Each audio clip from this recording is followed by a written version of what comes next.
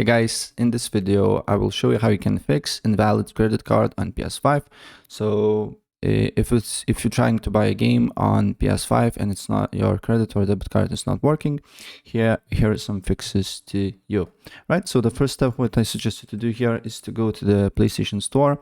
Then you need to go to three dots here, then go to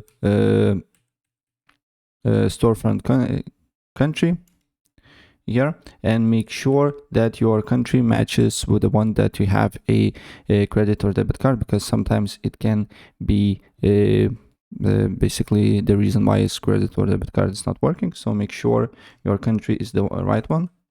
Then another thing that I suggest you to do here is to go on settings, and then you need to go to network. Then you need to go to view PlayStation Network status, and then you need to look if its PlayStation Store is online or not. If it's down, then nothing you can do about it, you just need to wait.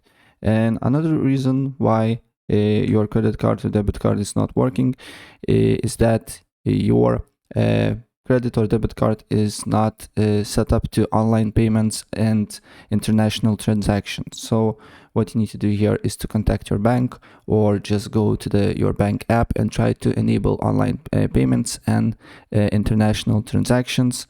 And after that, it should be good, it should be working, and then you can purchase games.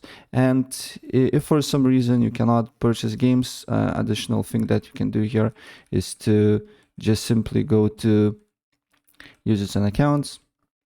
Then you need to go to account, payments and subscriptions, and on payments and subscriptions you just need to buy online a gift card, and then you can add a gift card by entering a 12-character voucher, or simply you can try to add funds manually to your PlayStation account itself with your methods available here.